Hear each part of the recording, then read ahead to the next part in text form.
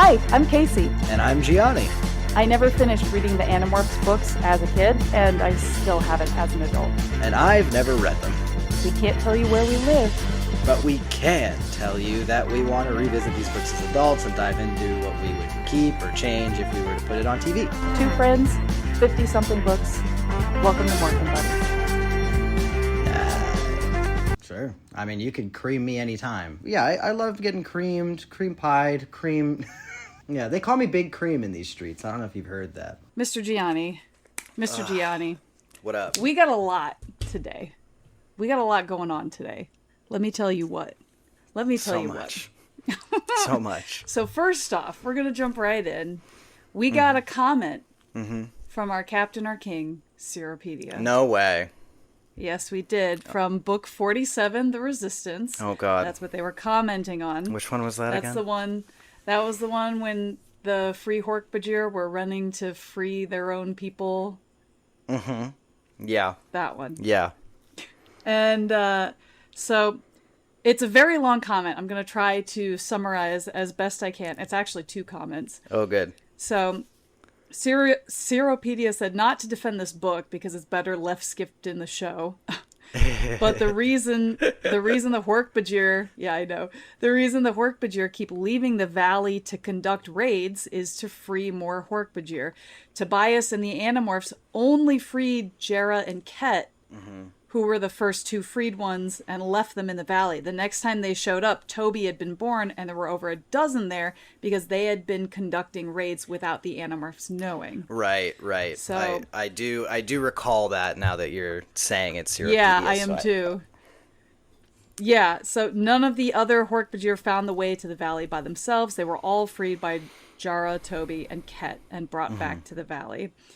To answer my question of why they risk exposing their valley by doing the raids themselves, and why don't they just ask the Animorphs, it was slightly touched on before with the idea that the Hork Bajir once relied on the Andalites to save them, and that didn't work out. So even though they trust the Animorphs, they've learned the lesson the hard way. That makes perfect sense. I like that. I wish it was more explicitly stated, but I do think that's a good justification. And makes perfect sense with the context that we have about the Hork Bajir's past. Especially after the quantum virus was released on them and all of that by the Andalites. And Toby seems to have some sort of cosmic knowledge, so would at least understand that historical context to have some distrust. That makes sense. Right. So and they continually take these risks because they want the Hork Bajir to free more Hork Bajir.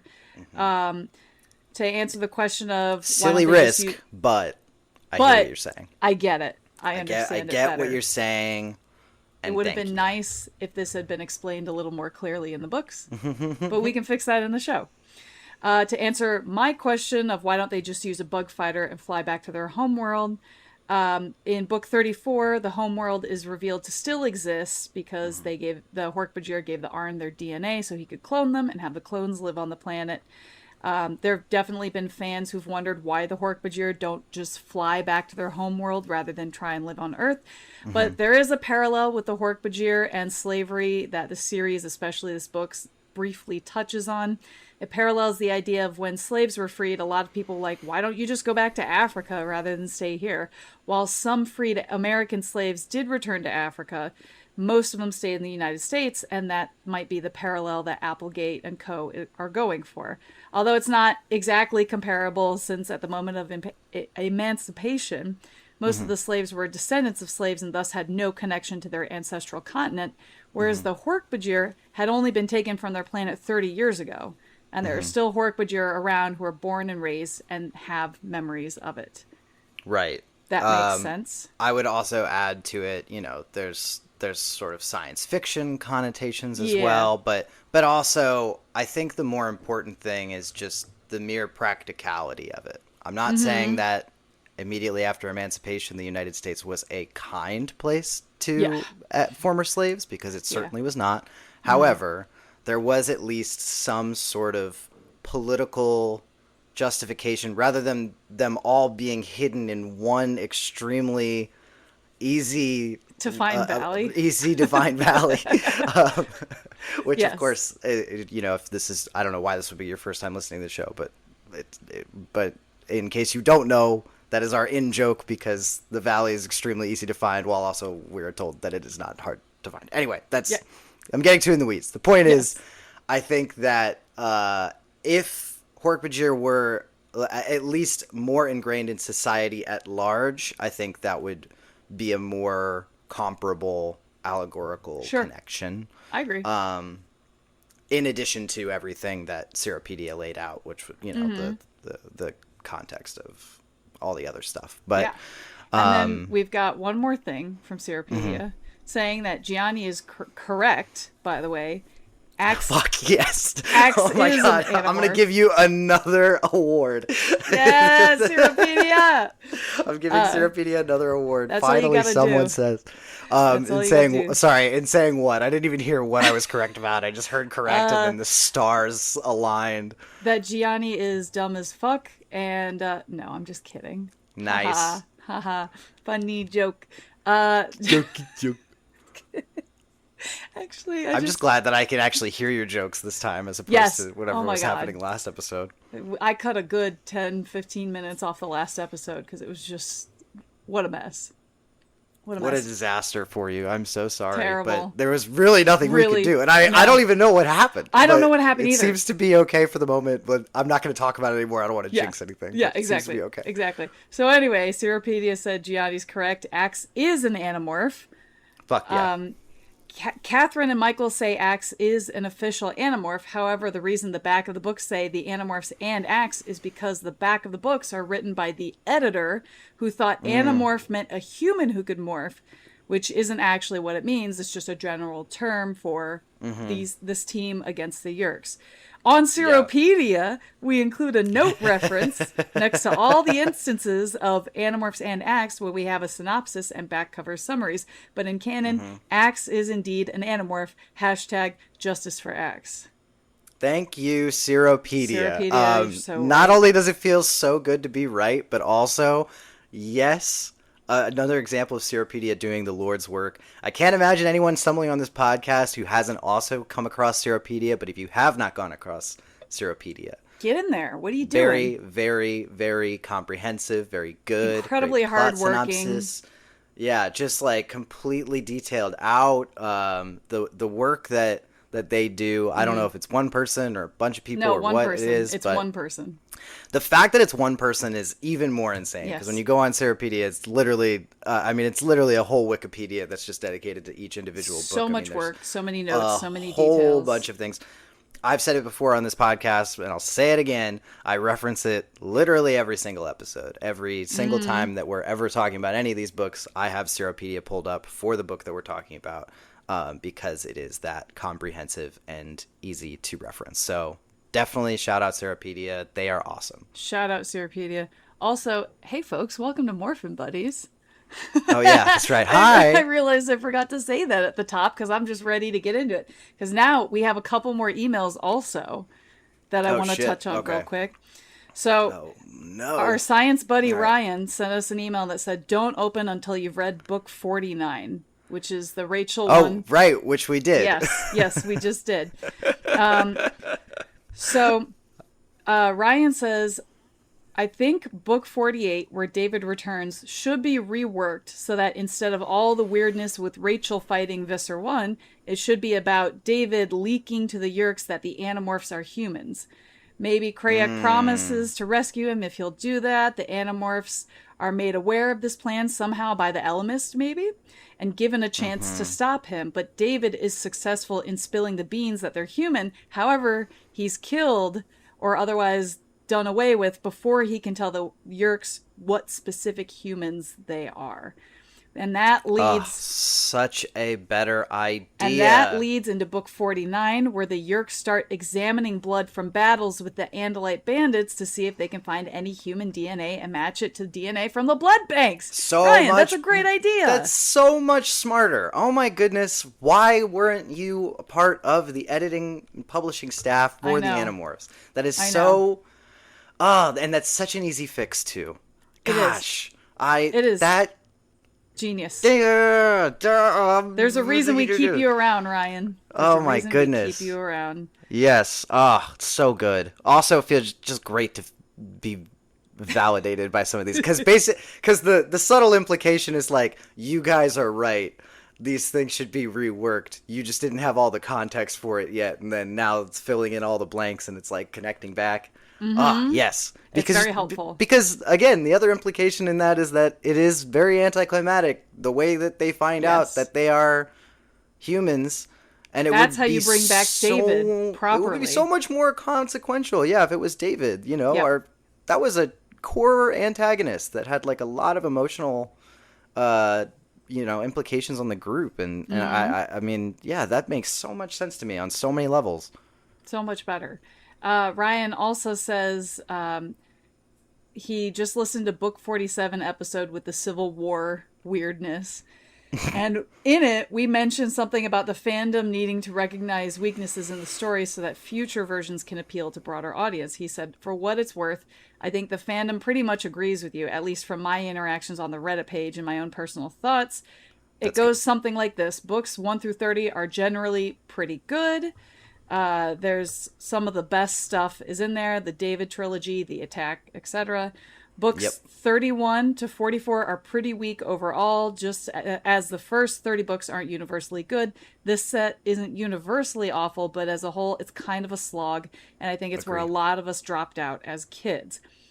Books 45 to 54 is generally pretty good, but with some weak entries, 46 to 48 among them. But take heart, in my opinion, the last several books are really good, and we may even get at least a little redemption from Jake, who I agree has been especially annoying in the last few books. I'm curious to see what you think of the ending, and I'm excited to hear your thoughts. I love it. I feel so. I mean, it's always been heartwarming that people write into the show enough at all. But it is especially heartwarming that you held off on that opinion for as long as you did, because you wanted us to have the most pure experience possible of getting into that. Yeah. And I think that in and of itself is a level of care that makes this community special. So even if we're not enjoying these books, thank you so much for writing in your thoughts, but thank you so much as well for keeping our opinions of them as pure as possible. I mean, I'm not generally swayed by a lot of the things I see online and whatnot, but it was, there was a point in which I was like looking on, just the couple of Reddit forums that I have saved that like rank some of these books or have tier lists, and seeing books that I didn't like in really high tiers and being like, what the hell am I missing? And so that's good to hear that the general consensus is kind of in alignment with us. Yeah. So I think that's wonderful. Thank you. I also want to say thanks to everybody for just having the patience with our shenanigans. If we're like super frustrated, or if we don't understand something and we're trying to figure it out, and maybe you don't necessarily agree with us, or you want to explain it to us a little bit better so we can understand.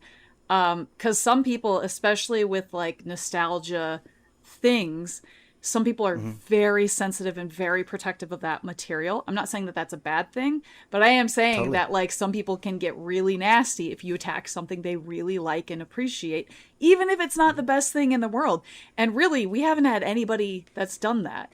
So, I just... thanks, guys, for being like patient and kind and open and funny and just like hanging out with us as we talk about these books. I think that really says a lot about the fan base. Even if you've never written in, even if you've never reached out to us, that's also totally fine. Like, it's not, we're not like seeking validation or anything like that, but it says a lot when a fandom who cares so much about such a small, intense community and set of books, and you guys are cool. You know what I mean? Yeah, I agree. It's just amazing. Yeah. So you guys are great. Thank you so much for continuing to listen as we're getting closer to the end. Oh my God. Yeah, can you believe literally it? Right there, right around the corner. I know. So close yet so far. So close, yes. No guitar. So we've got book 50 today, The Ultimate, which what's an ultimate? Where is the ultimate? Who is the ultimate? Gianni, do you have answers to those questions for the title? No, I don't, and I don't think the either. writers did either. Nope. Nope. I'm glad that you had mentioned in your praise speech of our audience that that if we get too harsh on a book or something, I'm glad that you included that little segment in there because I feel I might be very harsh on this book. Me too. I fear Me the too. wrath of the community at large. Sorry, but folks. I also fear no man. So Wow. And Cassie is no man. yeah, I fear Miss Applegate, but other than that, I don't really fear anybody. But Sure. yeah, where to begin? Do you wanna start? Yeah, sure. I'll start it out. Go ahead. Everyone Tell us here, what your thoughts were. the people, the folks that have been listening to us since the very beginning, you're still around. Hey, thanks so much. I've always, from the top of my head down to the tips of my very long little tipsy toes, have What a visual. I do. What a strong visual. I actually do have really long toes, and there was a day my family held me down and measured them, and that was not nice. They tricked me into it, and my two brothers and my mom held me down and Why are measured your them. toes so long? My big toe is as long as my pinky, and Stop it! Really? Big toe is 1.5 inches. Yeah, let me. Can I get? Here you go. Take a look. It's in a book. Wow. Yeah. Okay. For the folks, I showed off my toes. You guys don't get it because you don't get it for free. Someone got excited this season. Like, oh fuck, they gotta get a video component. Long toes. Yeah, we'll start doing video just for that moment. Just for that. So anyway, yeah, my big toe's 1.5 inches long. Thanks. So I don't know what that is in centimeters for you overseas folks. Figure it out. Google it.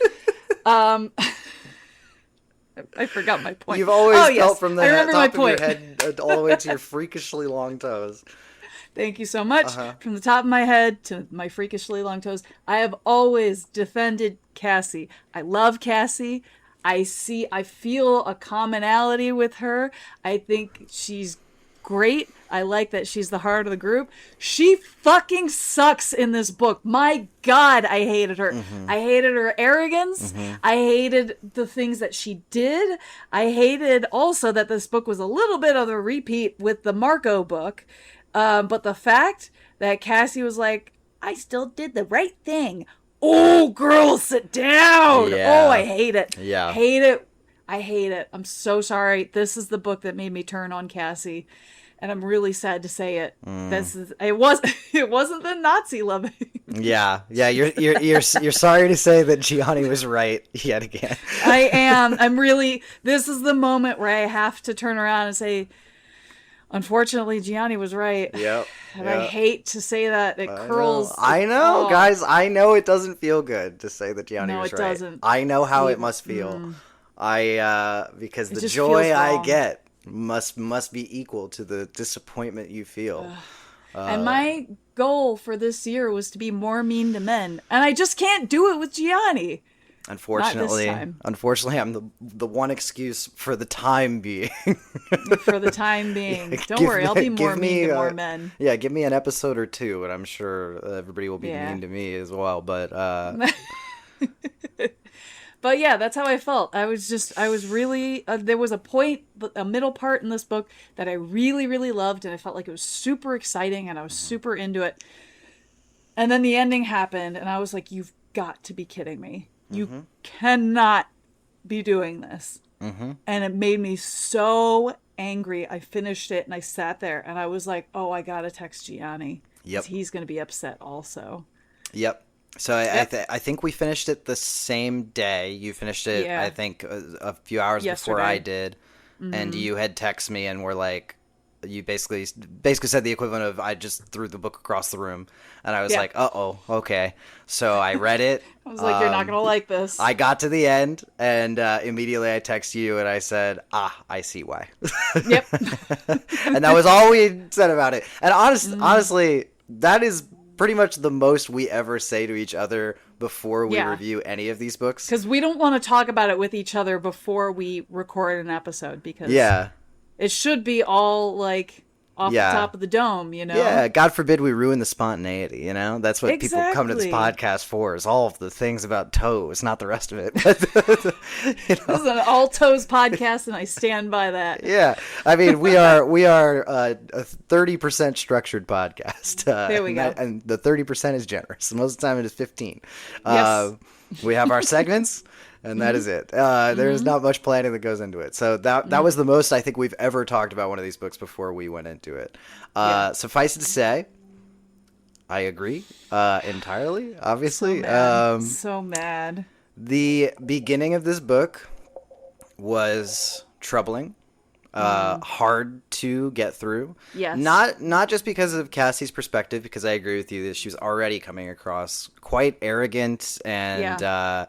I'm right. Holier than thou, in a way that felt almost betrayed the character a bit. Yeah. This is our most insecure Animorph in all other books. And for whatever reason, in this book, she comes out of the gate and feels just very sort of self-confident about her observations that she's making about other people in the group, which I did not like. But she was not the only thing that was problematic about the beginning part of this book. It was also the infighting from some of the other human characters that we have now added to this gang of rebels. Yeah. Oh my god. I found to be exhausting. I just thought that it was just copy paste of the worst characteristics of our gang. Yeah, and it was really unfortunate because here I was optimistically thinking that now we have these family members in the gang.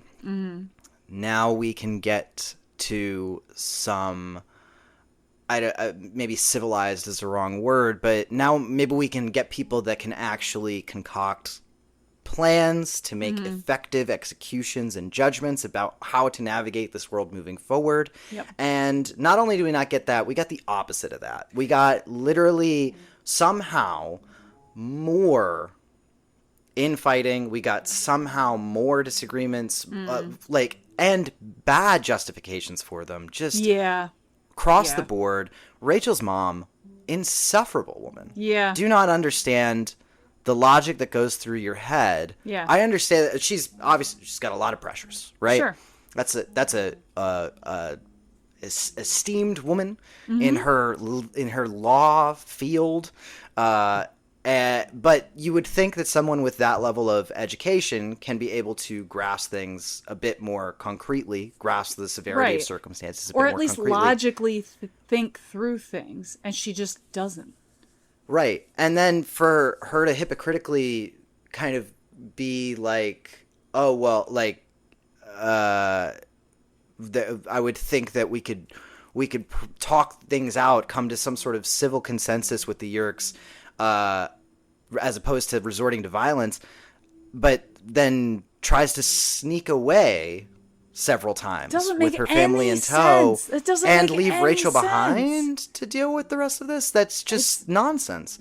I just found it to be so irksome. And then, of course, the feather in the cap of all of that, the kowtowing to Jake was at an all-time peak in the beginning of this book. It was insane. It's one thing for the Animorphs to do it, and Lord knows on this podcast I lambast them all the time for how they just are completely deferential to him being the leader, and how that never really came to fruition in any sort of interesting way, never really feels earned, always feels like it's just shoehorned in there to give someone a red Power Ranger suit.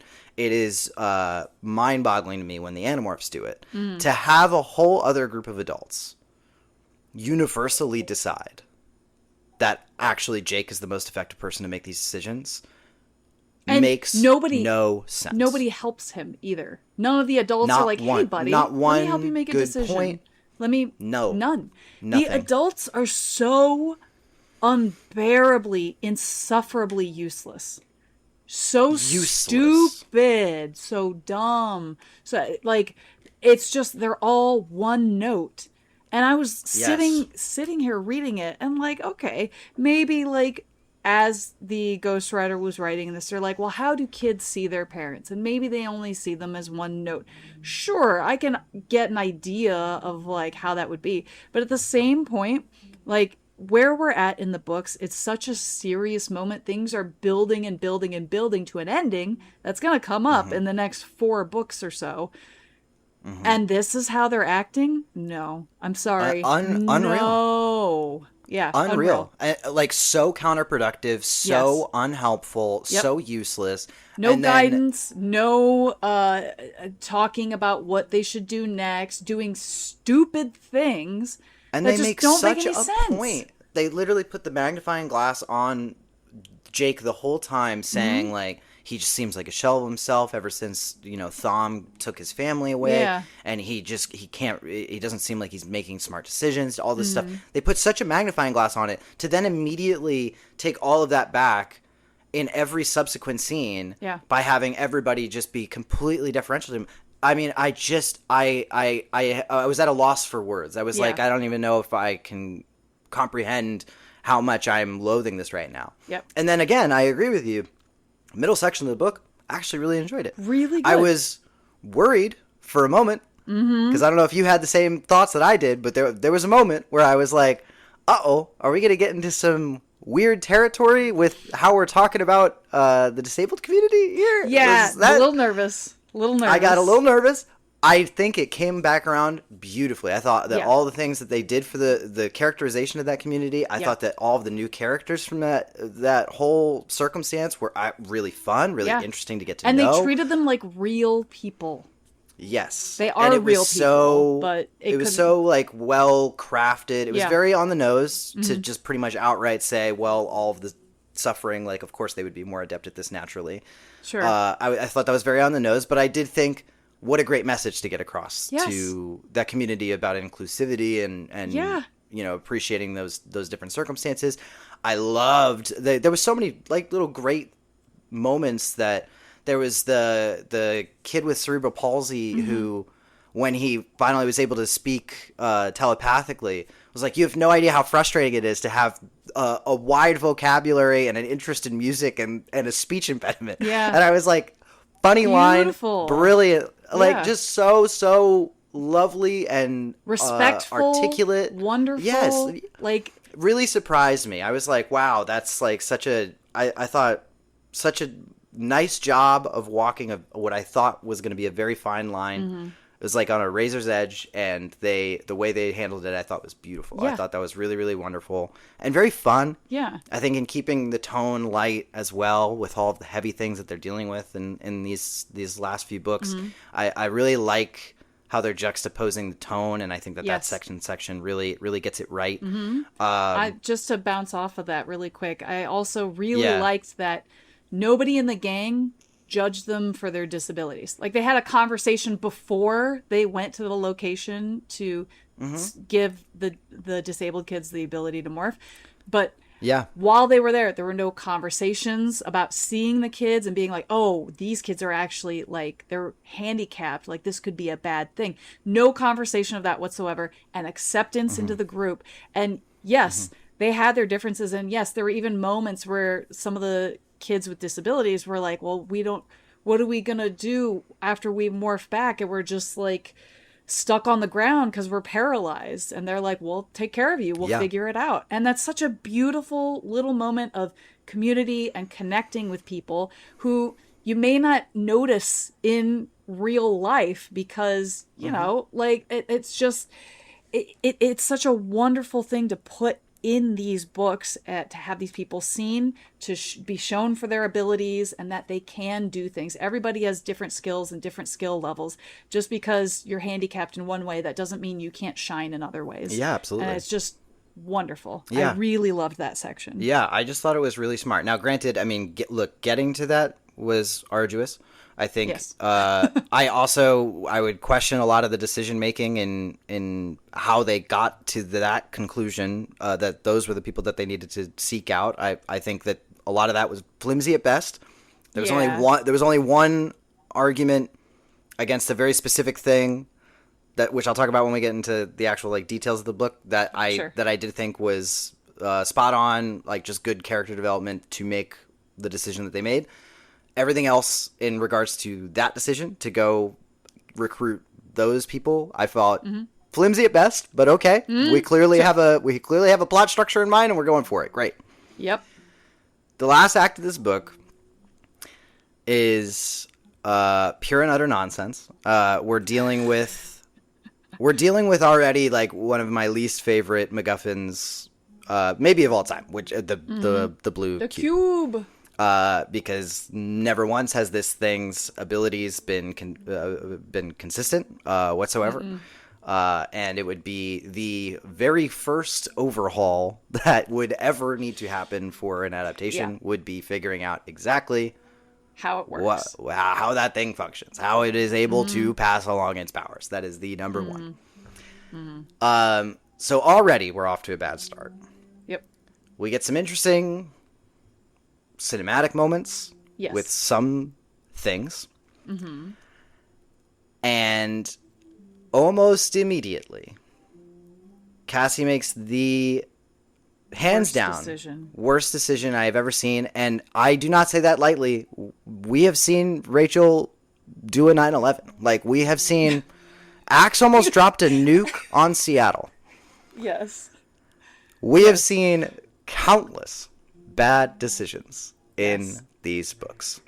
This is, without a doubt, the worst one. The worst. By far. And the reason for that is because not only does this cause way bigger problems down the road, not only does this put far more people in jeopardy than, I mean, like, she seemingly frames this as like a trolley problem where she thinks she's pulling the lever to get the 1 as opposed to getting the 5. Brother, this is the one like thousands versus millions of lives. So like just starting there, the trolley problem she did not pass, right? To make matters worse, though, I mean, she makes me have to defend my least favorite character, which tough. Yeah. 2, the idea that it was so easy to just narratively tweak this and make it make sense. And the outright refusal to do that in the book is honestly insufferable. Yeah. And then the cherry on top of it all, for Cassie to leave this book thinking that she was right. Oh! So the bare minimum they could have done. If you're going to have her make... not, you know. The fucking bare minimum is that I would expect her to come out of that final conversation with Jake and be like, I think I made the wrong decision. Great. Or then at least we're all on the same page. Yeah. Clearly we're not. Yeah. She could also point the finger at Jake and say, well, you did this with Marco. How is it different with me? You could have done that. And it also... And then if I'm Jake, I would say, well, there wasn't a fucking blue matrix cube that could change everybody's name. Exactly. And also just in terms of the story and like everything the story was building up to until that point, completely destroys the momentum. Completely takes away the what's the tense, what's another word, the anticipation, like the tension, the suspense, the suspense, completely destroys all that's been built up in those moments before.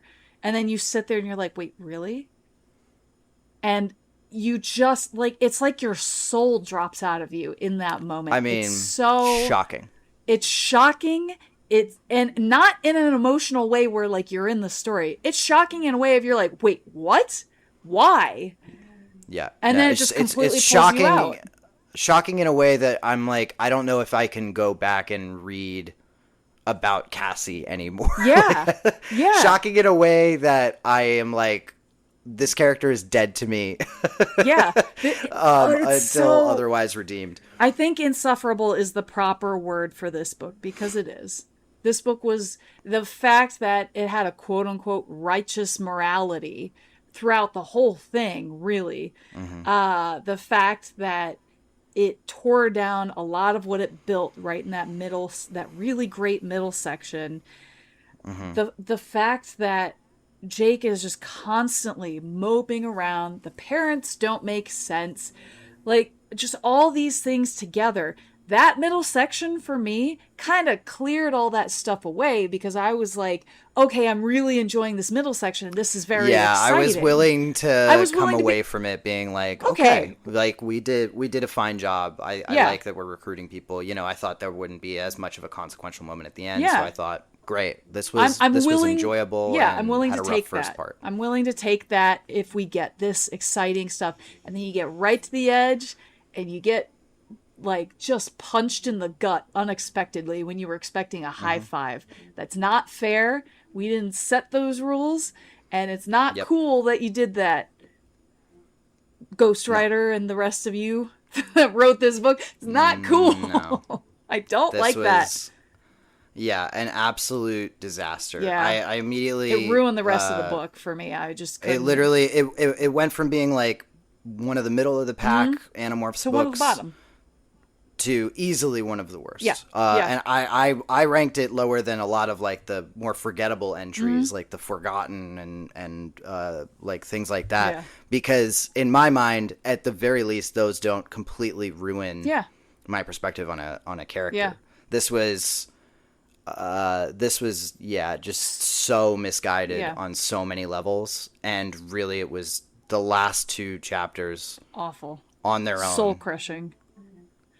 I mean, it's some of the most infuriating stuff I have read in this series, and like I said, I mean we've read some pretty heinous decision making. This was the worst. Maybe the ultimate is referring to the ultimate worst decision they made with this book. I mean, that's terrible. Really the only conclusion I can draw. I mean, apart from the joke that we've had forever, which is that they just had a bunch of names in a hat and then just pulled them out, and then sometimes they fit and sometimes they didn't.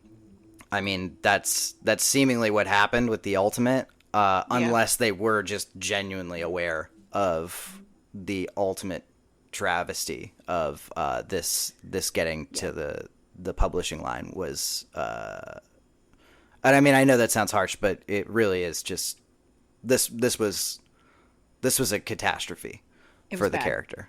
It really just completely, and like I said, I've defended Cassie at every single turn, trying to like see the good in her character and understanding at least a little bit of like what she's trying to do. I can't defend her anymore. I really can't, and I'm upset because I was always the animal girl growing up, and I had all my National Geographic cards that I still have, by the way. I still have them in my closet. They're in that closet right there. I can't defend this. I can't. It just, my heart, my soul. I would, I can't do it. I wish she quit all those books ago when she was considering it. She should have quit and just worked with the Chi. Yeah, that's clearly where you want to be. So just figure out a way to do that, because you are. I mean, this goes beyond useless. This is actively anti-rebellion. You're basically pro-Nazi at this point. I cannot get behind it. No, me either. But let's talk plot, because I'm tired of talking in these vague terms. I want to talk about the nitty-gritty. We're 40 minutes into this podcast. Let's get into this. Yeah, fucking why not, dude? We start out, we're doing some regular old bullshit. It's one of those, there's a mission. Who knows? What were they doing? Who cares? Not really important, kids. And I guess I should get you up to speed about why all these kids are doing this. Well, basically, one day I was walking from the mall with a bunch of my friends, and then we ended up coming across this. One of those. It's one of those openings. Yeah. And then immediately we get thrown into where we're at now. Where are we at now? We're at the hidden, not so hidden village that's been destroyed / not so destroyed by the last Yeerk fight. And the Hork Bajir are trying to coexist with the families of our Animorph people who have been smuggled away and are now in hiding in this not so hidden place. And what's that? Well, the families are causing some problems around camp. Ruckus. They're causing a ruckus. And you got Rachel's mom, who's literally trying to sneak away and keeps getting chartered back by some Hork Bajir who just abandon your child. It's fine. Yeah, they're trying not to like physically threaten her, and she's like, "Get your filthy, disgusting hands your off paws of me. Off of me. I am. Do you know me? I made your constitution," which also is like, again, you embraced this already. Why are we now fighting against this thing? We already came to the conclusion that you were helping. Now you're not helping. You know what I thought would have been funny in this moment? Instead of her continuously trying to escape the colony, I think maybe Cassie's parents should have come in and said, well, we don't think we should be here anymore. Maybe we should all leave. I mean, Rachel's mom, don't you want to leave? And Rachel's mom is like, well, no. I have to make the Constitution, so I can't leave. I mean, that would have been hilarious. Would be funny. I just thought if she's trying to get out, she should be litigating it into the Constitution instead. Yes. She should literally just be writing contingencies just in the margins and then having like, Toby be like, actually, I'm reading through this and this doesn't, you actually can't leave because that would expose this whole thing. And then her having to be like, sorry, scratch that out. That actually, would be, I mean, according to section 16, part B, that I've written here, you know, like she could refer back to her own constitution. That would be kind of funny and still within the realm of like, seriousness. Just anything. I mean, again, they already showed us that she's embracing this lifestyle and then immediately double back on that idea. So if she is teaching them back how on to that, read and write, like she's staying, period. There's no question about that. Anyway. Right. I mean, it's just such a callous demeanor. Yes. And I understand being concerned about the fight. But again, like you had just said, abandoning your daughter doesn't sound like the way to protect your family. These things just seem counterintuitive, right? Yes. And especially for someone who's supposed to be a character of some sort of judicial practice, you would think that she would have a little more logic engineering in regard to how she's navigating this world. Not at all. She's just trying to sneak off in the night and then being mad at her daughter and her friends and the aliens and hot-headed and like, unnecessarily cruel. None of these parents are actually, like, really having a sit-down with all the kids together. They're just sitting there and complaining all the time. And it's as I was reading this, and I was like, do you not understand the seriousness of the situation that you're in? They clearly do not. Which they're treating it like they're being detained at the airport. And you're not. You could be killed. I thought your kids explained this to you in the last book. Right. But clearly that didn't stick. That was why we came here in the first place, guys. I don't know if you just were having a fever dream or what you think is happening. But if the idea was to make the adults sort of an antagonistic presence to the security of this environment, I actually don't mind that as a concept.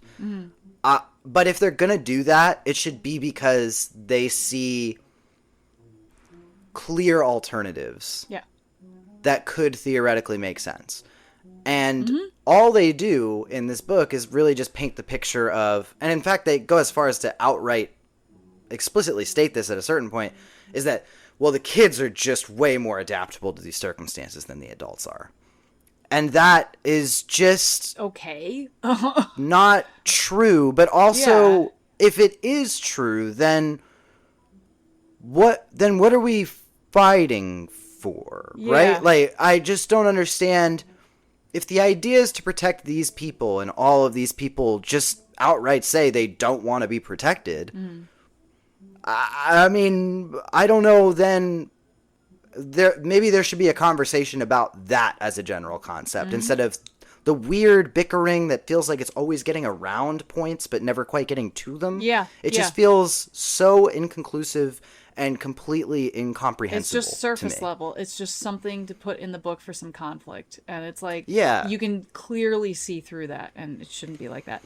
Anyway. And you had made the great point as well. Sorry, before No, you're good. you You're good. go on here. But just to give you your flowers, because you had made the great point that all of them are just loose characterizations of all of the Animorphs. Mm-hmm. And that is so dead on and exactly what they're doing. Yeah. And unfortunately, I just think it's the least interesting way to communicate any of this. Yep. All Cassie's parents do are just relitigating thoughts that Cassie already has in her own internal monologue that we read. And then all Rachel's mom does is just be Rachel. But attorney. When it suits... Yeah, when it suits the story. Yeah. And then when it doesn't suit the story, then she's the smart one in the room. I mean, Jake's family is notably absent just to draw attention to the fact that he's sad now. Mm-hmm. Tobias's mom is entirely inconsequential, aside from maybe one of my least favorite moments in the book, which we'll get to in just a second. Which is also awful because we literally gave Tobias's mom powers. Yeah. And I thought, she would want to that's fight. a great stepping stone in the right direction. But no, Marco's parents are notably absent as well. But at least he has some sort of narrative reason. Yeah. Right. Yeah, they're taking They're action. a part of the community. Yeah, they're all in 100%. And Marco's like, look, they're setting up weapons. They're trying to teach people how to use this stuff and making them aware of this equipment. Like, they know how serious it is, and they don't want to lose each other. So they're all in. Great. Yeah. Did the other parents just not care because it didn't affect them as much as it did Marco's parents? I don't know. I don't understand it. It just doesn't make sense. I guess. Yeah. But this actually does, though, bring up, I think, the next thing I wanted to talk about, which is the saving grace, in my opinion, of this first act, which I think is so messy and rough. The saving grace of it, though, I actually do think is Marco's characterization and all the little things that they do with him. Yeah. There's this moment very early on where Cassie comes over to Marco and everybody's sort of setting up defenses around this camp, and he's just whittling. Yeah. And he talks about how, in certain practices that he had read about in school, that they would whittle to pass the time. To maybe as like a way of condensing the mind and sort of focusing it in, almost as like a small thing. A meditative practice. And Cassie even remarks like how unusual that is for Marco to be doing something like that. And I just loved, there was a lot of little tidbits in the book, Marco, disagreeing with somebody and then sort of bringing those people back together, or Marco clearly not aligning with the opinions of someone else and then sort of entertaining it because of some sort of maturity that seemingly has seeped into that character development. And I really appreciated that because, again, I mean, Marco, I think most slept on protagonists in these books. And I really liked that this book made a clear and conscious effort to, every time they mention Marco, really demonstrate how different he is in a way that does feel like a matured version of the comedic sidekick, where now this is a kid that's been grizzled by the rebellion that he's been fighting. He's still himself, but he's different. But it's also in a good way. And I love that. I thought that was really interesting. Great step in the right direction for that character development, as opposed to Jake, who now has like regressed into some sort of void version of himself. Marco now gets to be just a more mature person who has endured these conflicts, but still keeps the same demeanor and keeps it light, but is clearly feeling the pressure in ways that he's not going to let seep through onto the surface. Loved those moments. And I liked the juxtaposition of the two of them. That was really interesting to read and to, get through. So anyway, continue. Jake's mad at Cassie because she's like, you got to make a decision. He's like, you think I know what to do? I don't know what to do. I've never known what to do. You guys made me the leader. I don't know shit about shit, dude. I don't know shit about shit, bro. Sucks, man. I don't know. Game over, man. Fuck, dude. This is awful. But then it gets a little bit cool because Cassie calls him a coward. Yeah, that rocked. Oh, and Jake, loved that. Oh, that made him go from 0 all the way up to 10. He literally goes, "What did you just say to me?" She's like, I said you're a coward, you little bitch. I said you're being a coward.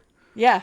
I was like, fuck yeah, dude. Did I stutter? He's a little coward bitch, dude. Yeah. But also, if you feel that way, like, great. I was there, a million books ago, but that's fine. You found you found your path in book 50. No judgment. She's questioning Jake a lot in this book of like, why do I like him? If you feel that way, then like take over.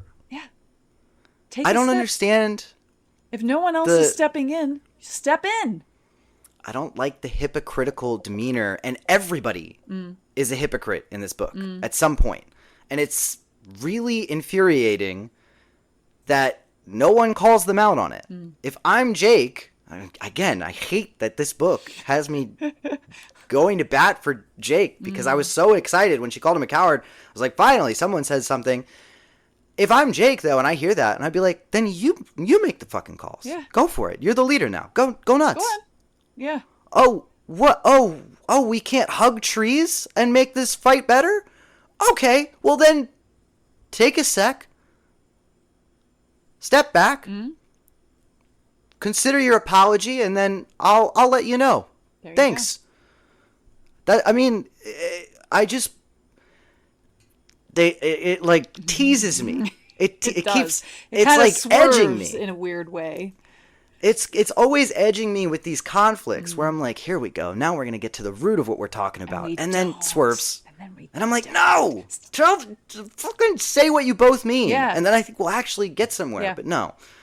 We swerve off. They're both cowards. And instead, we have some sort of weird meeting. Yeah, which Cassie like takes everyone camping. But she doesn't tell Jake. She tells everybody, oh, Jake wants a meeting. And then she doesn't tell Jake the meeting's happening until like 2 minutes before it happens. And I'm like, whoa. This is weird. Why are you doing this? This is so strange. Why are you doing this? So strange. He's not mentally in a place to do this. And now you keep talking about it. Yeah. It's literally it's all she said talking about. It's just like he really seems fucked up. So hey Jake, you should probably talk to all these guys. Yeah, so she weirdly sets up a meeting, and Jake's like, I guess I gotta go do a meeting now.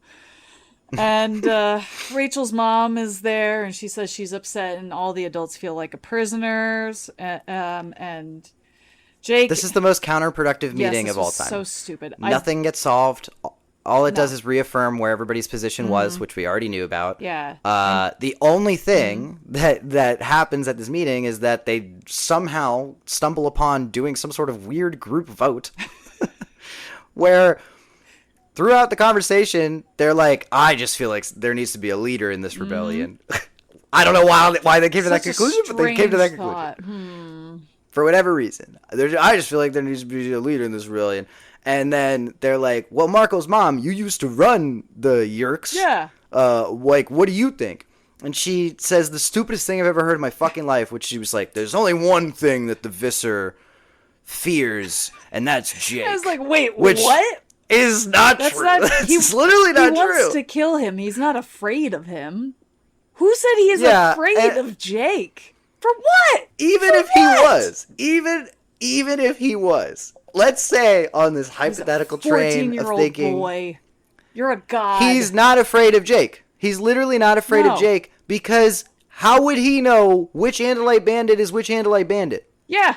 He's got no fucking idea. No, he does, because remember in the attack when Jake talked to Krayak about the Howlers, and Jake was the one who gave the Howlers the memories of losing, and then Krayak was pissed about it, and Jake was like, told you. That's how Krayak knows who Jake is. No, not Krayak. Visser. What? Oh. I'm talking about the point she makes about the Visser. Yeah, you're right. There's one person that the Visser fears, and it's Jake. I'm going, he has no fucking idea which Andalite is Jake. No. Why would that be Jake?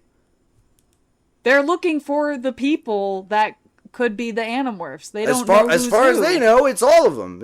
As far as they know, any of the decision, they're all the same decision maker. He's got no fucking idea who Jake is. So no, that logic doesn't make any fucking sense at all, actually. And she says this, and all of the adults go, "Well, I think that Jake should be the leader," including Tobias's mom, who, this poor fucking woman, just got her eyesight back, and is like, "I don't even know what the fuck is going on." Yeah. I would have rather she'd been like, I'm going to abstain from this because I don't really understand everything and I just care about my son and that's it. Which would have been perfectly reasonable and fine. Valid. Nothing good comes out of this conversation. No. This is all useless. So fucking stupid. And then Jake's like, I guess I'll try to be a leader or whatever. I was like, get fucked. Anyway. Oh my God, yeah. And he has that like pity sad sack speech where he's like, well, the one thing I know we can try to do is survive. And Cassie's like, if this was a movie, they would have applauded. But because it was Jake, it was sad. And I was like, what? Go fuck yourself. I was like, I wouldn't have applauded at that no matter what. Like, he said 3 words. Yeah. I don't. What do you think, he's Braveheart? Yeah. Freedom! It's ridiculous. Anyway. Just sitting there, like, I think we should survive, I guess. I don't know. It's so fucking stupid. Woo! He said words, yay! Oh, he talked! The leader that Mister's afraid of. Fuck them, dude. Yeah, whatever. Anyway, they come to the conclusion, they're like, well, we have the morphing cube, we need to share that with other people to get them to join our army. How can we tell... Yep. Great. Finally, I've been saying that for years. But all right. Finally. We're here. So they're like, how can we tell who's a controller and who is not a controller? And I don't remember who brings up this idea, but someone was like, actually, I don't think the controllers target people with disabilities because the Yeerks are so callous. They look at people with disabilities and they're like, well, they're useless. Even though that old woman in the helicopter a couple books ago was... not very mobile, apparently, but it's fine. I mean... The fact that they were watching Tobias's mom so closely and she's blind... They got a vice principal of a middle school, but they won't go for... I guess. The Yeerks don't like disabled people, period. They're ableist. And which so, I think the logic of it makes sense. Yes. My point earlier that I was going to make that I was like, I'll hold off until we get to this scene in the plot was really just the idea of like, they write off all the adults way too fucking quickly. The adults that are literally in their camp. Because those people, they're tried and true, they have abilities. Yeah. They have capabilities to be able to learn this. I liked the logic of why they can't give it to the Hork Bajir, but that logic does not apply to Toby. Correct. And Toby should be given the ability, but fine. Yeah. I liked Marco's moment, where, again, Marco saving grace of this whole clusterfuck of a first act, Marco being like, great, not my parents. Yep. And he was like, period. He almost outright says, he goes, maybe it's a selfish thing, but I think that they've given enough for this. Yep. And I'm like, and he's right. He's fuck right. Yeah. Like, that makes perfect sense to me. I love that. Yes. Like, again, Wonderful I don't agree moment. with it from like an outside perspective. Sure. I'm like, no, but your parents would wanted help. If they had the choice, they would want to do it. But from a character perspective, I'm like, oh, I totally see where you're coming from. Absolutely. If I'm in Marco's position, I'd feel the same way. I'd be like, no, I'm drawing my line in the sand. They've suffered enough. Let them be at peace. Then Tobias jumps in and is like, not my mom either. First of all, your mom already has powers. Okay, let's start there. So, second of all, he's like, his whole reason for not his mom either is he's like, she doesn't even know who I am or who my dad is. Okay, tell her. Who cares? Literally, tell her. You have her in a camp with a bunch of other aliens. Yeah. I don't think it would be the weirdest thing that happened to her this week. And it's like, you really also don't. didn't know Tobias for a long time, so, you know. Yeah. And also, give that... doesn't really make a difference. Give that conversation between Tobias and Lauren. I know these books are written from one person's perspective each time. This would be a great time to have Tobias have that conversation with his mom, where it's just like, I know you've been through all this stuff.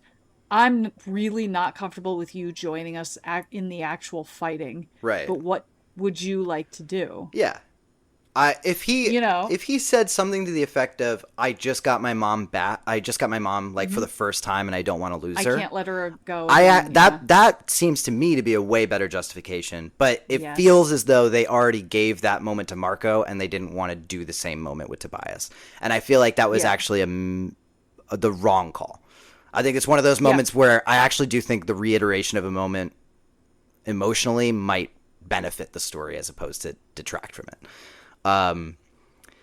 And then they just decide that Rachel's mom is too hot-headed, which I'm like, okay, I guess. But also, Rachel's also hot-headed. If you gave Rachel's mom, though, the powers, maybe she would be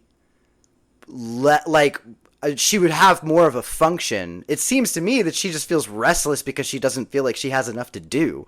Well, great. She doesn't have anything to do. Here you go. Give her something to do. Here's your superpowers. Go help us recruit for the rebellion. I think she'd probably be really good at it. Like, I don't know.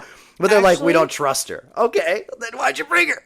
What do you mean? What are we fighting for? And also, she doesn't have to be fighting on the front lines. She can be going out and scoping out other locations. Right. She can be, like, the eyes on the field with Tobias, like, looking for details and things that maybe they don't think of. Mm-hmm.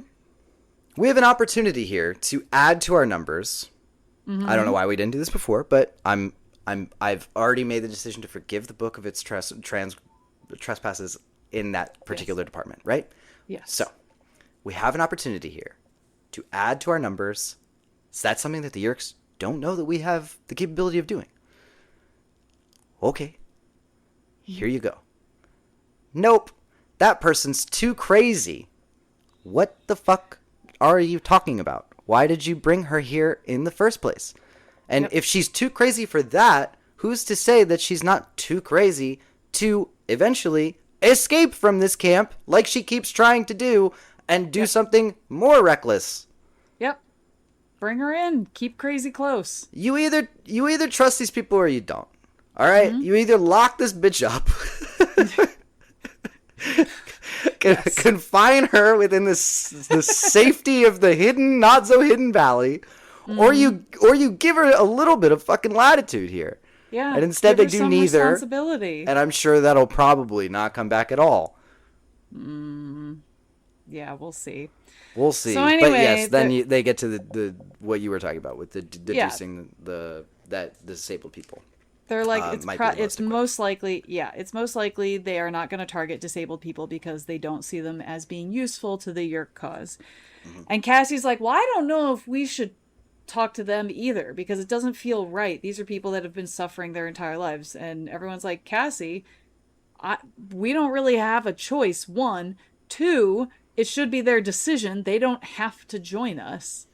You know, and Cassie's just like, okay, I guess, but I just feel like I don't really have a choice. It's like, girl, shut up. Literally, shut up. Shut up. You could have quit books ago. You almost did, and I wish you did. But guess what? You made the choice. You're here now. And like someone else points out only a few chapters earlier, the war is here whether you want it to be or not. Yep. There's not really a deciding factor here, right? Mm-mm. There's only a factor of how far do you want to contribute to this rebellion effort, and that is entirely up to you. And all the Animorphs paint perfect picture of being all on the same page in this scene where they're like, we will give them the choice. That is what makes us different from the Yeerks. Great. Exactly. How many times does Cassie have to relitigate this point in her own mind or to her own parents? Unfortunately, far too many. Yep. Way too many. So Jake, Marco, Cassie, they decide there's this whole side thing that I just thought was really dumb where they decide to steal bikes. Jake's really mean to Cassie because he's being a little jerky butt face. And I actually forgot about the stealing bikes thing. Yeah, this is such a stupid thing. They stole some bikes. There were controllers that are like, Andalite bandits, because they somehow knew that they were dressed in bike clothes, and that means they can morph, I guess. I guess. That So then seems like a stretch, but sure. Yeah, they get on these bikes, they go down an alleyway, they go into a costume shop, they dress up in different costumes, and they say, actually, let's go into a hospital for kids with cancer and shit, and see if we can get any of those cancerous kids to be on our team. Because that's the most logical thing to do. So they go into this hospital, they're looking for kids.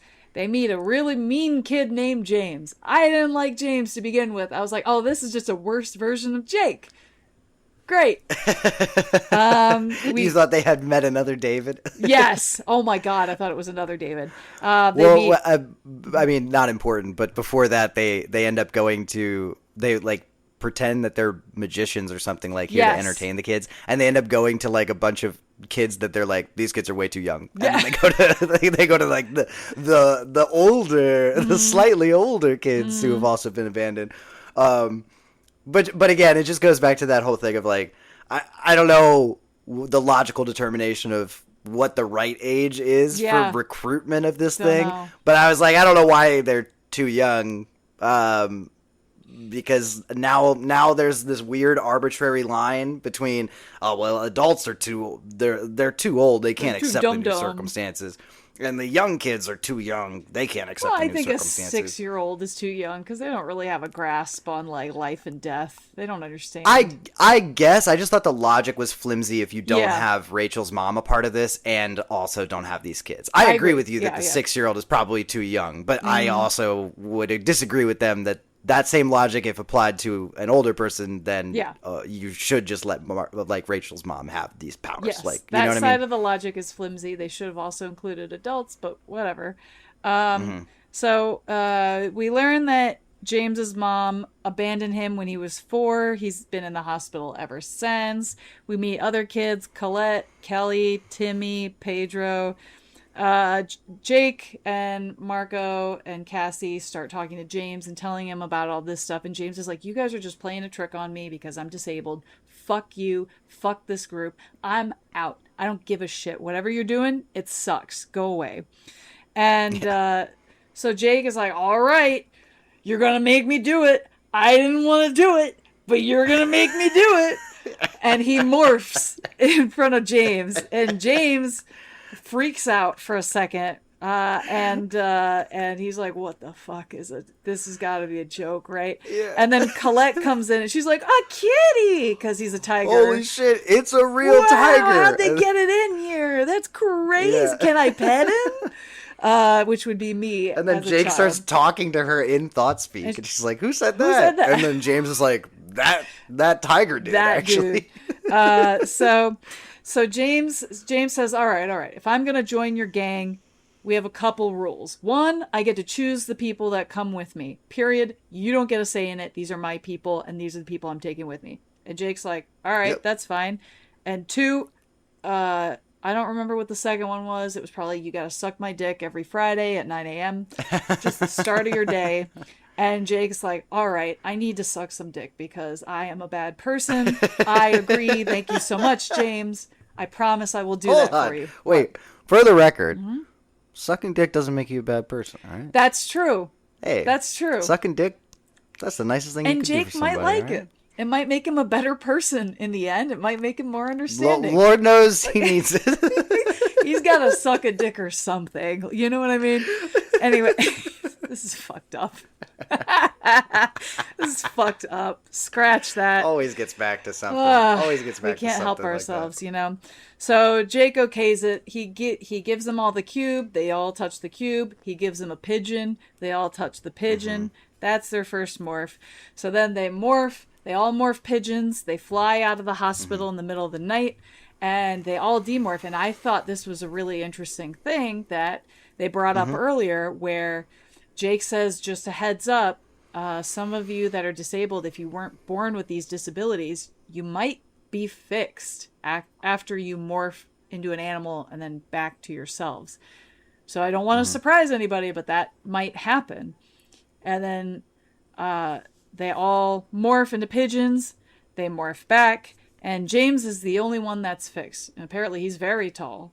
And tall and he broader is shoulders not- than Jake is what Cassie says about him. I was like, okay, interesting. Yeah, her replacement. I was like, please be boyfriend, girlfriend. But we'll see. We'll see. But the rest of the kids are still disabled pretty much with everything that they've got.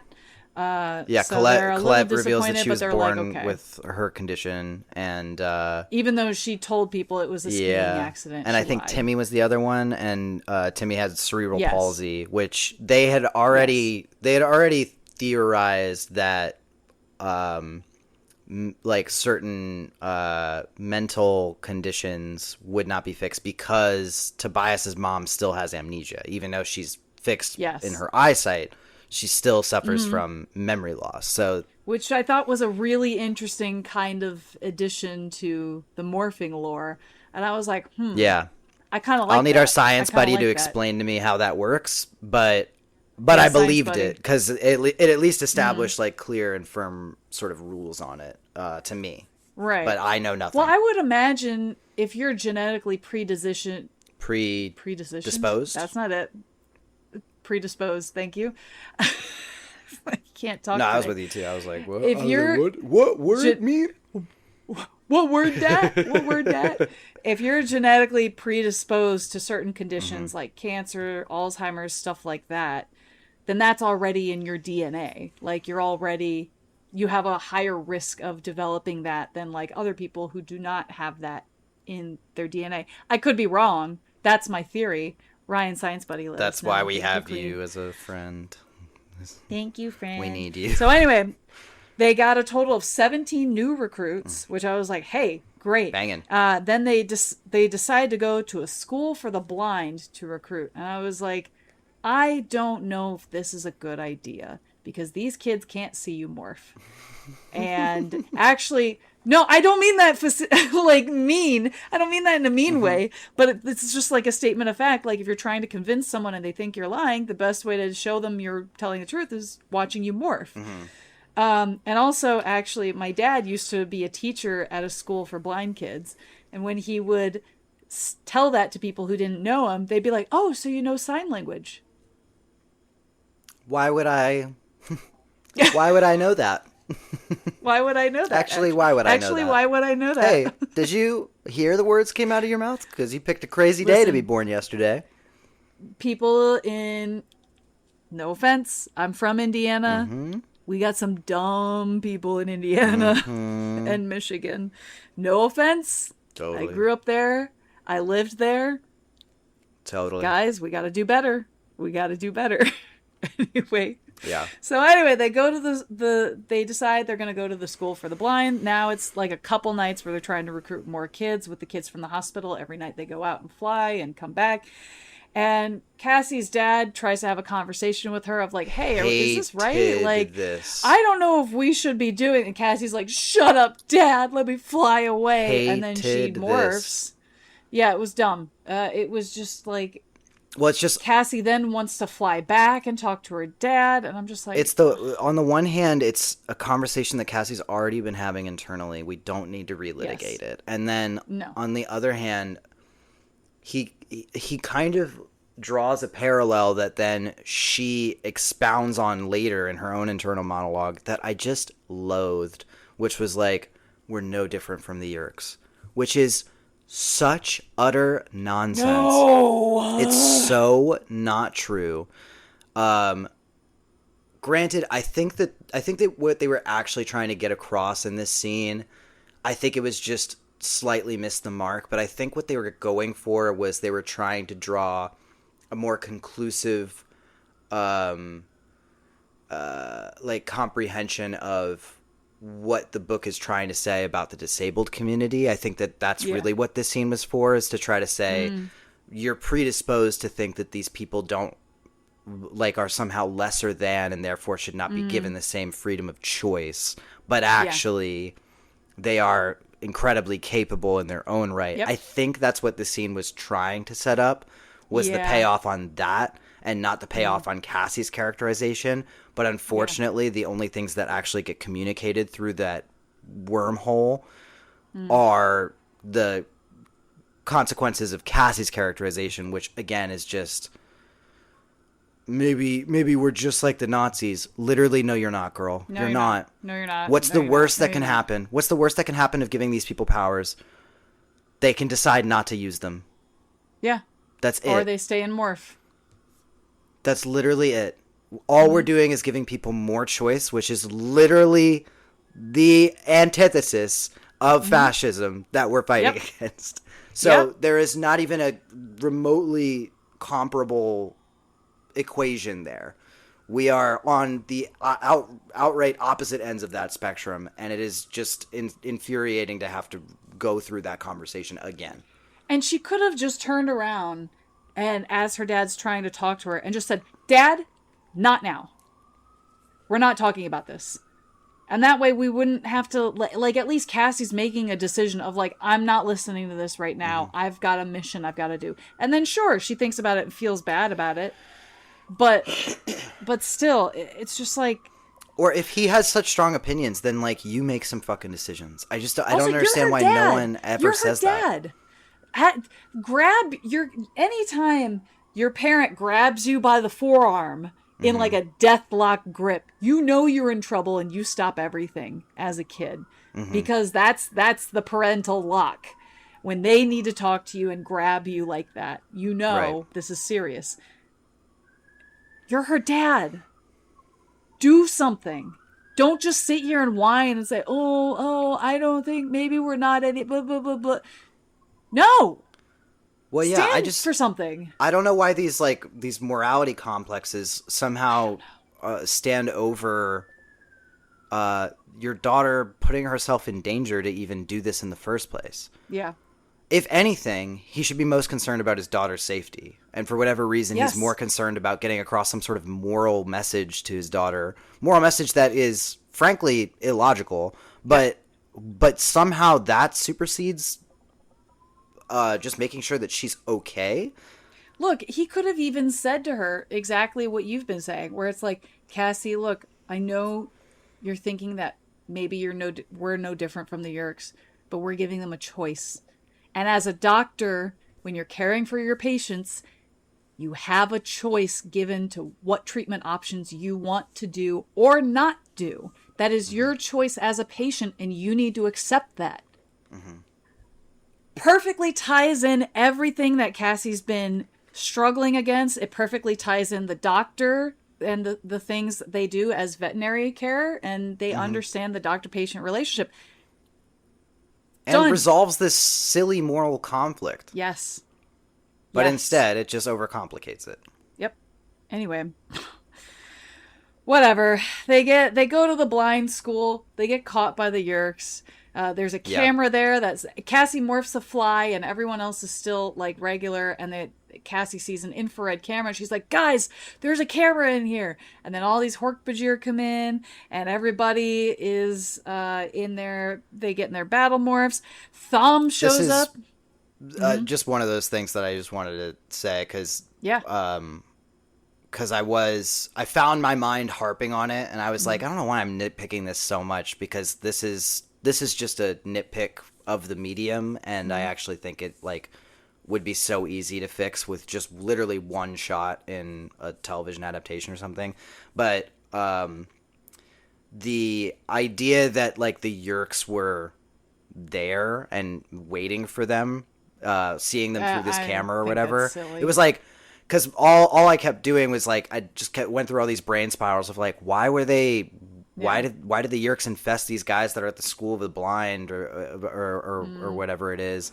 The security guards watching over the School of the Blind seems like maybe a useless Yerk to have in your command. And I thought about it more, and I was like, I really just think it's a byproduct of the medium. All you would do is just have at some point during whatever montage is of them recruiting more people, you just have one shot of a Yerk just walking to a meeting, just looking up and seeing, that's an odd accumulation of birds. Or and then tracing back and seeing them all go into this window or something, and then deciding to position Yerks around that environment. Great. That makes perfect sense. So I think I'm overthinking it, No, I agree with you, because I was kind of thinking the same thing. I was like, how would they know that they're there? You could also have an aide after James morphs the first time, and then he is able to stand up and walk because he was in a wheelchair. He couldn't walk. I mean, the first thought that's in my brain is like, when he morphs back to his human form, his legs are no longer atrophied. A doctor's gonna notice that. A nurse is gonna notice. Even with a blanket over his legs, there's a very big difference between the shape of atrophied legs and healthy, strong legs. 100%. And a doctor's gonna notice that. Yes. So absolutely. There was like a million ways, and I get it too. It's the fear is that the Yeerks could be anywhere. You know, they could be the vice principal at your school, just as they could be, you know, and so I understand that really is just a byproduct of the medium and only being locked into one character perspective, and so I really think it's fine. But it was something that my mind was thinking about, and I was like, I should just talk it out real quick. But go ahead. Fair enough. So Thumb shows up. He steals the cube. He beats the shit out of Jake, which I was like, oh, yes. Sick. Yes. Finally. Yes. And I was like, you deserve it, you fucking coward. He like peels him out of there, and he's like, hand it over. Yeah, and then he also takes Jake away, and Cassie, seeing this as a fly, she gets away. She flies over. She tells James, hey, second gang, let's go. We got to go rescue Jake.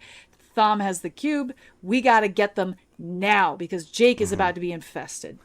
Great. This is the part of the book where things get really good. Love these new characters, by the way, because here I was expecting like this whole like, this is going to be our first fight. I don't know. Blah, blah, blah. And they just spring into action. They're like, James is like, great, you guys, to me, let's go. Blah, blah. And they're like, and then, like they've then one of them is like, no, we got this, Cassie. Battle morphs. And then they all turn into all these different animals. And you're like, well, great. Oh, yeah. They did take them to the gardens to acquire other battle animals. Great. Fantastic. Love that. So then Timmy demorphs at one point. He drops his head on a rock, which I was like, uh-oh, Timmy's dead. Like there was a really moment where I thought, uh-oh, did they just introduce all these characters to kill them off? Because I like these guys. yeah, same. But no, Timmy was okay. James runs over to check on him, make sure he's okay. Great. So there's a big fight. All the kids Visser are getting comes into in, it. he's got all these tentacles going on, and he's whapping around. Yeah, he's scary octopus morph. Kelly is one of the disabled kids. She nearly dies, and she's like, but if I morph back to my human form, I'm going to be disabled, and I can't get up. And Marco's like, I'll pick you up as a gorilla. Don't worry about it. Let's go. Do it. Demorph, or you are going to die. There was another great moment in there, too, where she was more concerned about exposing herself and letting the Yeerks know who they are, because she thought then they would trace it back and expose her friends. And I was like, wow. I was like, that is awesome that they just what this random side character girl who I like barely met, and I was like, wow, she already has a better awesome grasp on how to protect this rebellion than you guys did for 50 fucking books. I'm like, this is great. Yeah. Yeah, she's great. And Marco just wonderfully picks her up and says, I got you. Go ahead, demorph, and I'll take you over to this corner and I'll protect you. Fantastic. Wonderful. They keep fighting. They get the cube back. Visser 1 threatens to kill Thumb at one point because he's big mad. Tobias gets knocked out. Jake gets caught up in one of Visser 1's tentacles and he's about to be eaten. And I did just want to say this was not the best outing for Tobias, this book. I'm realizing now. I think he had one line, maybe, and also kind of was useless. Didn't really do anything. Not his finest. Really not his finest. No, but he just had a good book, so it's fine. Took the week off. So anyway, exactly, took a week off. So Jake is almost killed, but then suddenly Visser 1 lets go of Jake because a Hork Bajir comes over and slashes at the tentacle. And we realize, oh, it's someone that's part of the Yeerk resistance movement, which I was like, okay, that's kind of a cool callback. They're still lurking around in the darkness. That's kind of cool. Great. So then Thumb grabs the cube. He starts running out. He's got a gun, and he just takes off. And Jake says, I'm mad I have to go after my brother. Even you're starting to tell this. Bro, wait. And so this is the good part. This is right before it gets bad. God. And so Jake's running after his brother, and Cassie's like, well, I have to go watch. And Cassie, in her whole head, she's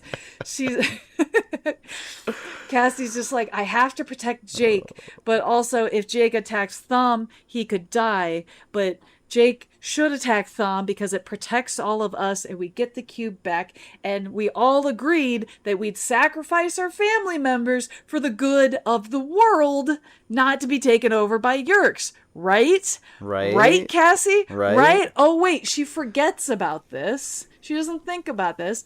She sees, like, Thumb on the edge of a cliff or something, and he's got the morphin cube and a gun, and he's pointing it at Jake, and Jake's like, I'm gonna get you, Thumb. You better look out.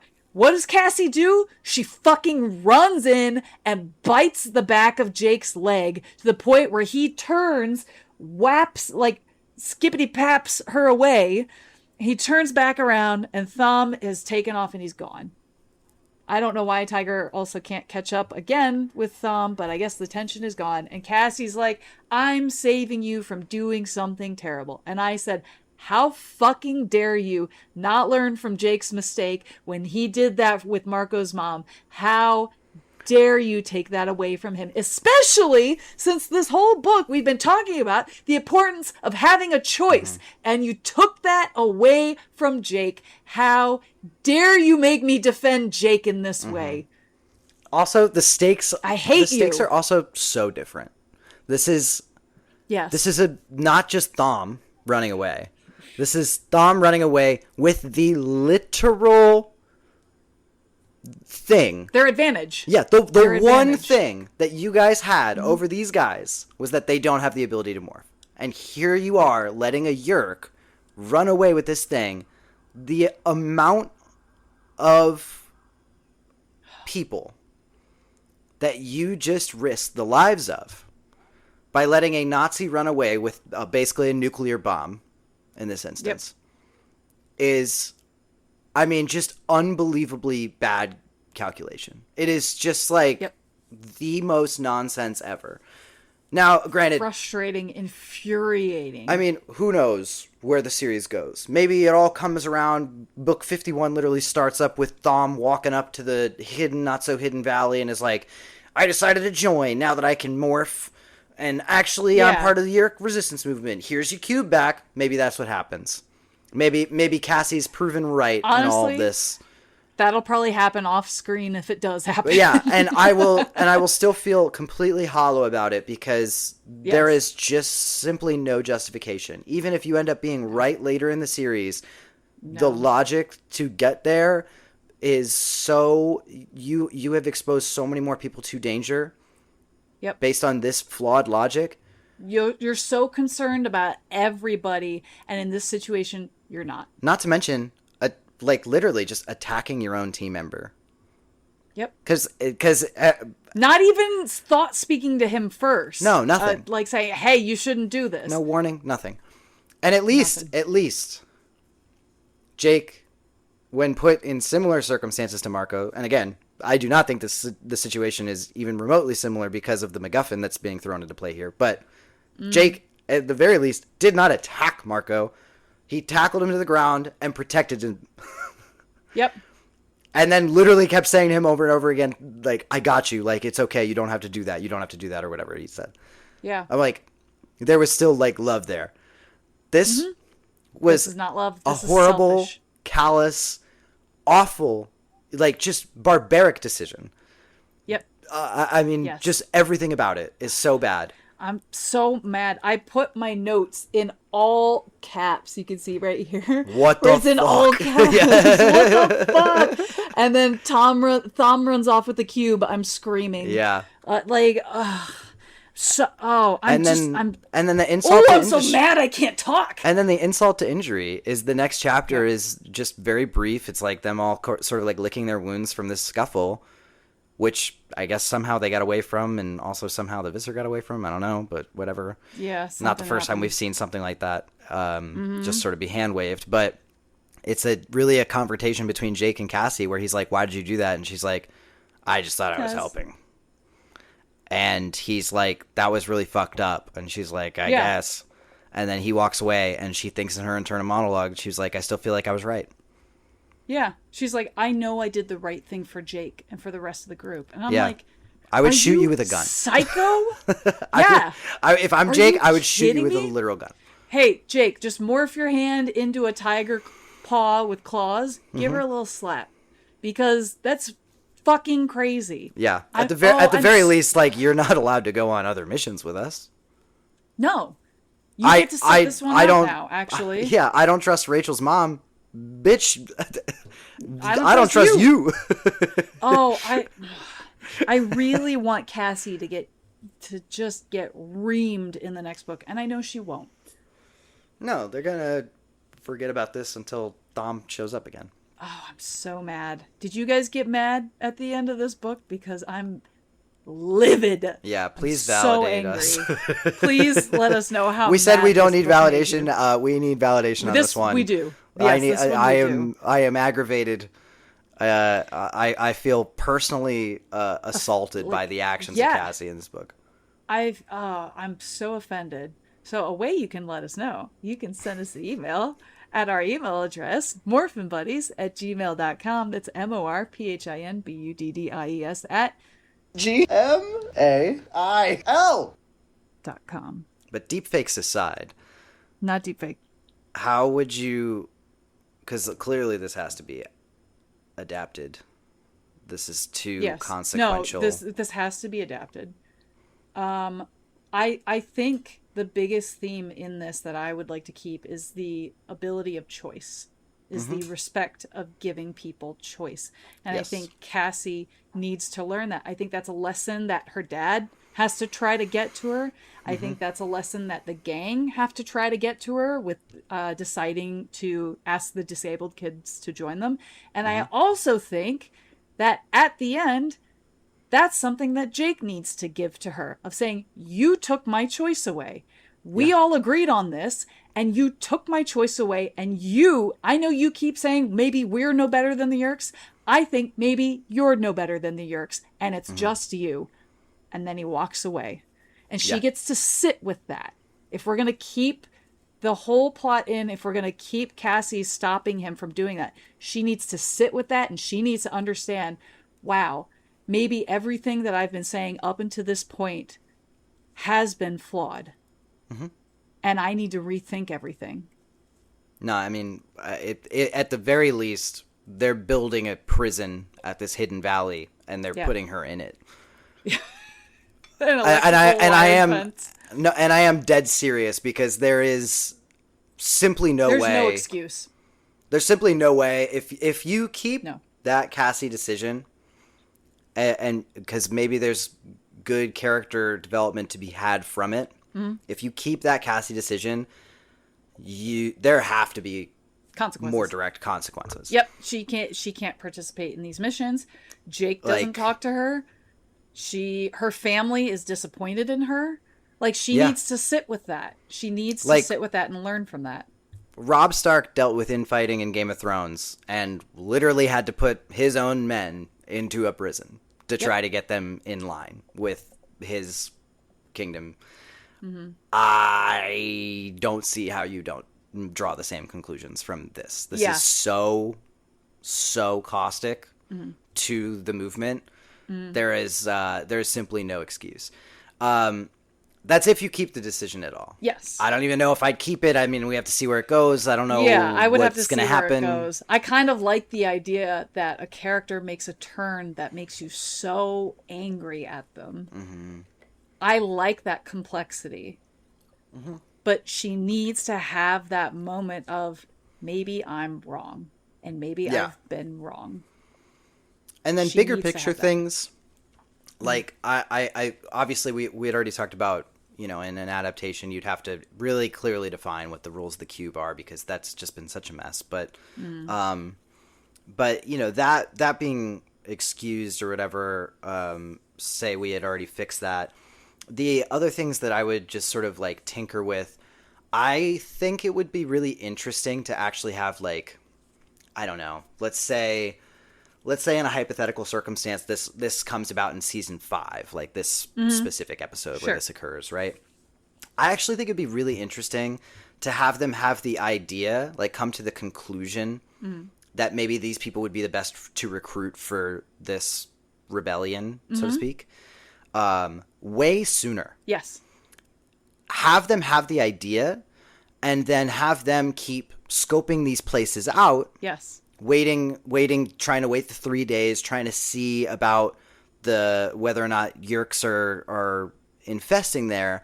But then they keep getting sidetracked by all the other random bullshit that they have to do. Sure. And they can't actually see anything. So then once everything is forced into the place that it is, their identities have been revealed, they all have to hide away at the Hidden Valley, and they come to this episode, then they go, we have to move up the timeline. We can't trust whether or not they are or are not Yeerks. We think our process of thinking is good on this. We got to just take the gamble on it because we need people to fight. And then that way, at least, like, the urgency and momentum already propels us to get to that conclusion. And then, and then the other things of, like, recharacterizing the adults and making them more consequential to the themes and actually say things that are impactful would be nice. But those are, like, the large-scale overhauls. Well, that also gives more opportunity for nearby controllers to start noticing, hey, I've seen that bird before.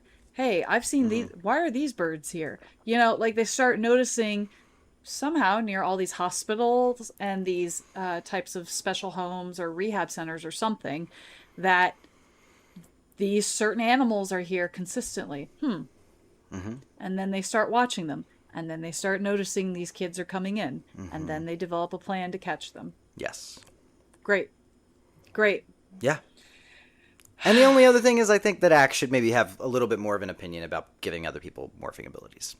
Yeah, I think so. Just because it's his technology. He was established as having conflicting feelings about them being Animorphs in the first place. Yep. When he was like, my brother gave you those? He was like, okay, well, we're here now. I think that it would be perfectly reasonable to have a scene somewhere in there where Axe is like pulling Prince Jake aside just to say, hey man, I'm just going to get this out there so that I can, you know, go to bed easy tonight. I don't know if this is the best idea. Yep. I don't know if giving people the unlimited ability is the best idea. And then you get a great opportunity for Jake to sort of justify the circumstances and be like, the fight came to us whether we wanted to or not. The fact is your brother trusted us enough in a moment of desperation, and we're in a moment of desperation now. Exactly. I think that would be a great moment. Yep. And then you put it to bed and you don't have to touch that again. But I do think that it would be worthwhile. Yeah. Totally agree. Totally agree. Great. Let's move on to the next book. I'm still like seething. As you should be. Is the next book The Absolute? The Absolute, yes. The Ultimate. The Absolute. The... Ew. What's the matter? Oh, I don't like it. What happened to Marco's jaw? What happened to his jawline? What's happening? Why is he in blackface? That's... He's not in blackface. I don't know. He's in duck face. The third one is kind of blackface to me. It's a little bit. They don't add the green texture to it until the fourth image, so that's actually a good point. Well, it's because it's the dark at the bottom of the chin and the neck of the duck. The dark feathers there. There, you're on a thin line, Mr. Marco, but all right. But he's Charlie Brown into a mallard. This is it's a mallard duck. Yes, I was going to ask. I was like, I know what type of duck this is, and I don't know why I know that. It's a mallard. Okay. I'm not crazy. Okay, that is a mallard duck. Well, that's also a male duck because he's got the green plumage. Wow, you know too much about ducks. I know. I told you. I got my National Geographic cards still stuck in my closet from like 1995. Yeah, a bird is a bird at the end of the day. They're all the same. So... Oh, we haven't heard that in so long. That's so nice. Guys, it's always a good reminder. A bird is a bird. It is. You know? Just got to keep it in mind. Keep it in mind. What's the tagline on this one? It says, the countdown has begun. What do you Countdown to what? Countdown to the absolute The final ending. countdown. I don't know the titles of these books, but is the last one titled The End? Because it should be. I don't think so. That's crazy. That's like the easiest layup they had. Wait. I think It should be titled The End. It better be. Wait. If it's not titled The End, what the fuck is it titled? Wait, where are my books? That would be insane if it's not titled The End. No, it's not. I think it's titled The Beginning. What? What is your audience? Wait, hang on. The absolute, the sacrifice, the answer, the beginning. What the fuck? What? Your audience is gonna be so confused. I imagine if I went to a Scholastic book fair and someone was like, "You gotta check out the N-words, they're so cool," and then I walk in and I see the one titled "The Beginning" next to the book titled "The Arrival." Yeah. And I'm gonna be like, "Oh, okay, so the beginning is the first one," and then. No, they have the numbers on the spine, so you can like. Yeah, but I'm looking at the titles. I'm not looking at the numbers. What do you think? I'm like, the beginning. That's where it begins, you know? What do you think the absolute is going to be about? Probably about the absolute countdown of, I don't know. The absolute unit? It's the fact that, honestly, the absolute gives me nothing, especially coming off the back of the ultimate, which had literally zero to do Give with us that nothing, title. Queen. So my deduction is really just the countdown has begun. Okay. Mm-hmm. I'm thinking the countdown to the total Yeerk invasion. I don't know. Maybe they put some sort of clock on. There's some way to determine some sort of clock before reinforcements for the Yeerks arrive, and then they realize that they're out of time. So the countdown, the countdown is like a literal countdown to more Yeerks arriving, and then they think it's probably game over from there. Maybe that's the countdown. Why is he a mallard duck? No fucking clue. Become duck. Yeah, I am become duck. Maybe he just wants to duck around and avoid being hit. Don't keep going. You wanted to keep going, and you just had no other ones in there. You had no other ones in the chamber. That's not true. You wanted to. I'm not ducking your questions, Gianni. No, there it is. You found it. You want the synopsis of this? You gotta have 3. Rule of 3. Anyway. That was good. All right, synopsis. The Yeerks aren't playing around anymore. They're no longer hiding behind a silent invasion. And one of the first steps they've initiated is to take over the National Guard to prepare for an all-out war against humanity. Yikes! This feels a little too close to home in the United States right now. Yikes. Yeah, but also the National Guard, don't they already have the Navy? What do they? They don't even need the It's National Guard, to prepare for an all-out war against humanity, Gianni. What do you want? I guess. Sure. An all-out war against Earth. Marco, the other Animorphs, and Axe couldn't be less prepared for this news. What? Why? Mm-hmm. Why are they... Wait, why can't they be less prepared? They've been preparing for this. This was literally all they were supposed to be preparing for. Especially in this book and the last... Okay. Because they... This was the one thing. Yeah, you'd think... Okay. Getting their families out was not preparing. It's fine. Right. Because they know the Yeerks are onto them. And now they're in hiding. Things are falling apart. And for once, Jake may not be able to make the decision that will save them. For once? When has he ever made the decision that will save He's always like, well, does anybody have any ideas? And Marco's like, I have an idea. And Jake's like, let's do it. Don't need to hear it. Let's just do it. Christ. Come on, gang. He does not... For what? What do you mean for once? That's insane. What a crazy thing to throw in there. So good. So good, bestie.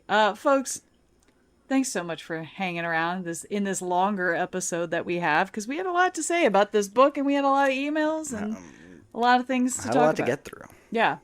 So thank you so much for listening. Mr. Gianni, do you have any parting words for our buddies? No, I mean, stay cool. Yeah. Stay in school. Literally and figuratively. It's hot out there. Exactly. And don't duck around. Oh, There we go. Got him.